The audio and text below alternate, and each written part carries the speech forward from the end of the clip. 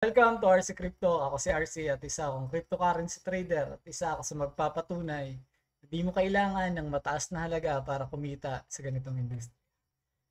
Isang madali ang technical analysis ng kay ADA if how did I successfully transform this trading plan into this PNL.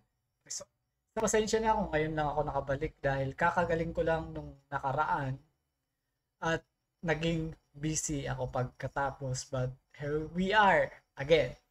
We are back. Ngayon pupunta na tayo kay GoCharting.com para ibahagi ko sa inyo yung naging entry ko at kung paano naging profitable trade ito. Ayan. Kagaya ng palagi natin ginagawa, kailangan natin ma-determine yung direction ng market para magkaroon tayo ng directional bias. Nakita ko na market is still bearish dito sa daily. Ito. And hindi pa nagaganap tong breakout na to.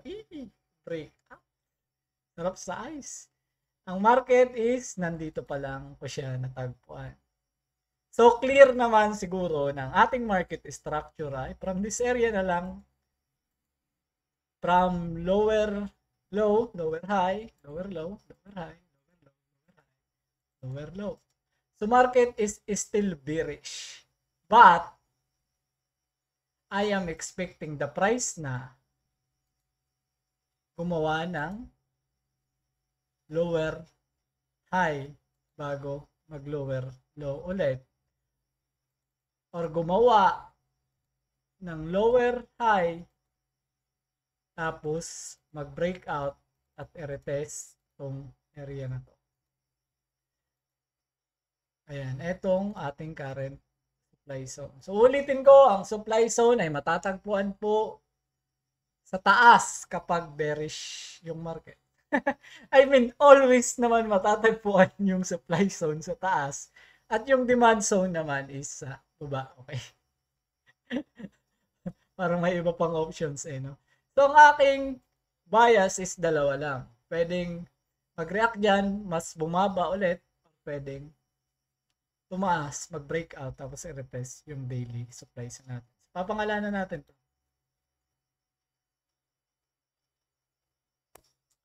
Supplies. Ayan, ulitin ko. Kailangan nyo magkaroon ng higher time frame analysis para magkaroon kayo ng directional bias. Bias, ibig sabihin kung bearish or bullish ba yung market. So, ang directional bias ko kay ADA sa area na to is kailangan niyang tumaas. Ibig sabihin, kailangan kong mag-buy. So, paano ko makukonfirm na dapat akong mag-buy? Kailangan natin mag-zoom sa 4H time para makakita tayo ng market structure nitong area na yan.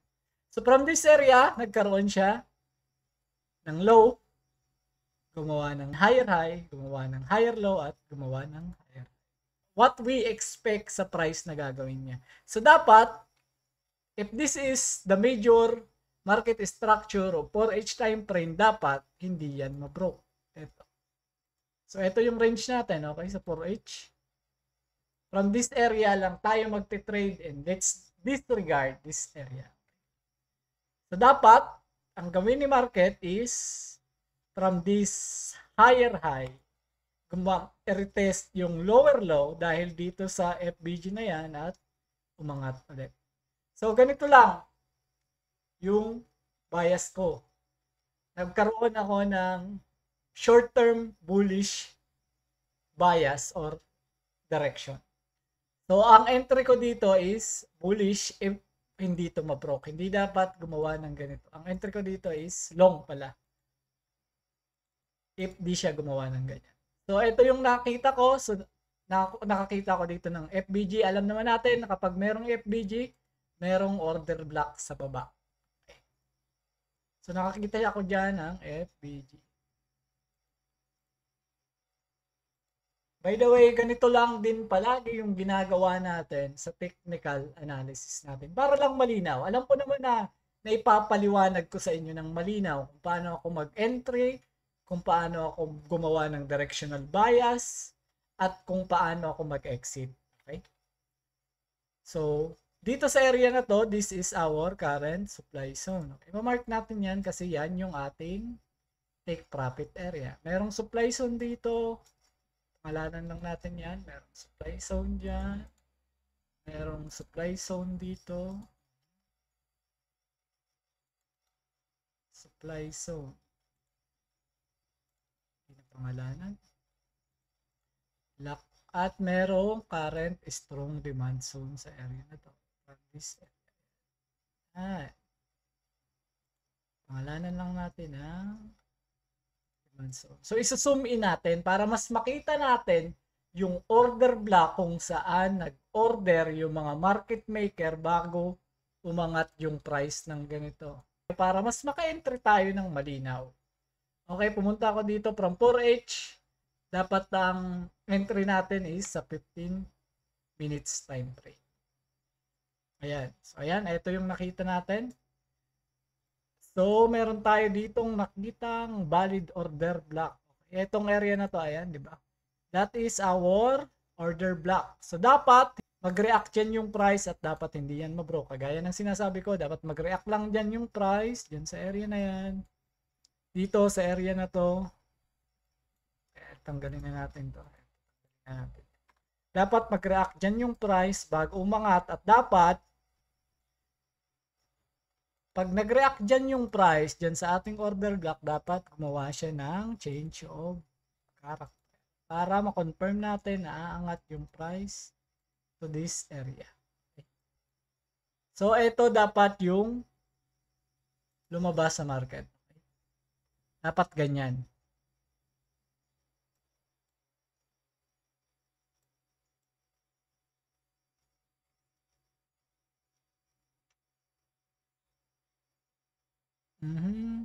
Hintayin lang natin. Dapat magkaroon ng change of character. Una, dapat i-retest yung area na to. Etong area. Etong per value gap. Dapat magkaroon siya ng ganyan. Hindi pa tayo dyan mag-entry kasi post ko muna yan. Kasi ipapakita ko sa inyo.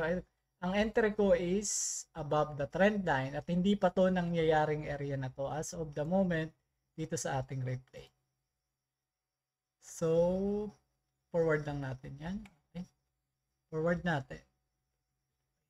So, di ba dapat magkaroon ng change of character at mag-retest dito sa imbalance, di ba? But, nakakita ako ng change of character nga. Valid naman siya. Kagaya ng ina-expect natin, dapat gumawa ng ganyan, di ba? Dapat hindi to ma-broke yung area na to and this is good news para sa atin. Okay lang magkaroon ng mga wick dyan sa baba. Basta dapat hindi ito ma-broke. Okay? Hindi gumawa ng ganito tapos magtuloy-tuloy dyan. Subalig pa rin yung long position natin. So, ayan, gumawa siya ng change of character. And, alam ko na magre-react sa price na yan kasi nga per value gap yan. And, nag-react nga siya dyan. Okay? Nag-react nga siya dyan. And, yung price is hindi ganun ka-eksakto sa ini-expect kong dapat, di ba, ganito yung mangyari. Ayan. After the change of character, gumawa ng lower low, but hindi siya gumawa ng higher low. Instead, gumawa siya ng lower low para i-retest ulit yung area na to. Kaya ngayon, napaisip ako kung bakit, dito ko na siya nakita. Ayan. Kung bakit gumawa siya ngayon ng lower low instead of lower high instead of ganito. Ganito dapat yung gawin niya. From this area, hindi sa akin pumabor yung market kaya naghanap ako ng reason bakit kaya ganito yung reaction ng market. So ngayon, na-confirm ko na meron pala siyang liquidity sa area na to. That's why pala. Kasi hindi naman magre-react yung price for no reason. Meron pala siyang buying side liquidity pala sa area na to. Nagkaroon ulit ako ng another plan. So, dapat kako magkaroon ng change of character sa lower time frame na parang ganyan yung gagawin. Mag-react kung may per value gap man bago tayo mag-take profit sa ating unang supply. So, dapat ang gawin ng market is ganito. It's either gawin niya sa 1H or sa 15 minutes time frame or sa 5 minutes time frame. Dapat ganyan yung gawin niya, di ba? Dapat magkaroon ng change of character. Ganito. Ulitin ko, dapat magkaroon. Ito yung aking condition. Dapat gumawa siya ng change of character. Kahit saang area, magawa niya yan para ma-confirm natin na tataas talaga yung price. So, ito yung present na price niya. So, dapat ma-break tong structure na ito. Dapat ma-break yung structure na yan. Magkaroon ng change of character sa area na yan. Dapat magkaroon ng change of character para ma-confirm natin na tataas talaga yung market. So, dapat ang gawin niya ngayon, dito, gumawa ng ganyan. I-retest yung area na to, tapos mag-retest dito kung meron mang fair value gap bago tuluyang. So, ito na yung ating another trading plan. So, play lang natin.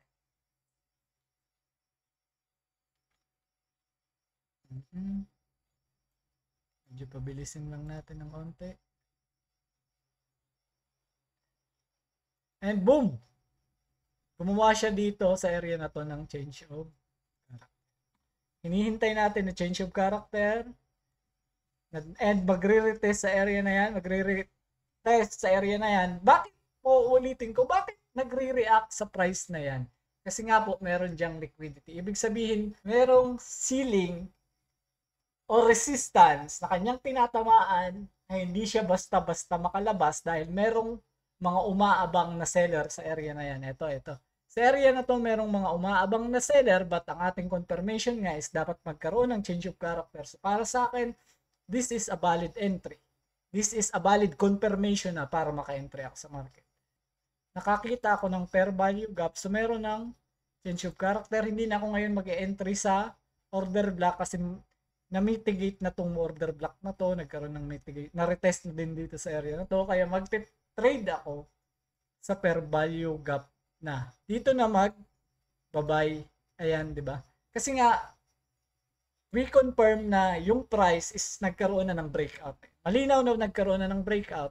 Wala nang demand zone dyan. Yung demand zone is nandito na sa area na to dahil sa breakout na yan. Okay? So, nakakita ko dito ng fair value gap dyan sa area na yan. I-play lang muna natin ulit.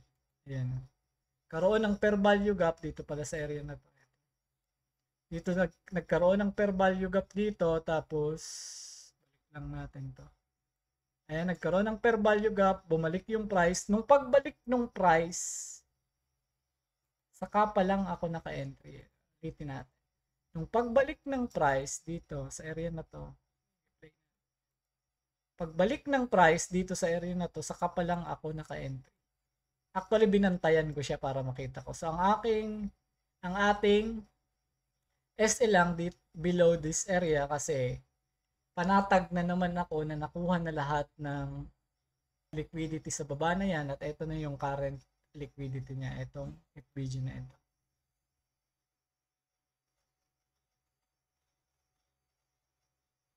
Diba alam naman natin na kapag merong breakout, yung previous resistance ay magiging support na ito. Dati siyang resistance, ayan, may mga nakasell dyan. Ngayon nagkaroon ng breakout, ito, malinaw na breakout. Nag-retest bago umangat. Kaya naka-entry na ako dito sa area na to, ayan. Nag-market entry na lang ako kasi masyado nang mabilis yung paggalaw ng price ng mga oras na yan. Ayan. Ang take profit ko lang is sa ating unang supply zone. Kasi nga hindi ko na hinintay yung extreme take profit. Kasi mas maganda yung maaga kang makakaalis sa market na profitable. Ika nga, yes, it is a matter of patience, right timing, and practicality. Kailangan mo maging practical dito. Di dapat ikaw yung iniisahan ng market. Dapat ikaw yung nang iisa sa market. Hindi tayo maging greedy, okay? Yun yung rule. So, ayan, and okay, valid naman para sa akin, di ba? Sabi natin, mag-breakout, mag-retest, tapos umangat. So far, ganun yung ginawa ng price, and that is how I successfully trade this long ADA at kung paano ako nakakuha ng 123.74% positive PN. Ayun, sana marami kayong natutunan sa video na to. Ako madali ang explanation nga lang to. And if you want more videos like this, you can like, follow, or subscribe to my YouTube channel. Thank you for watching.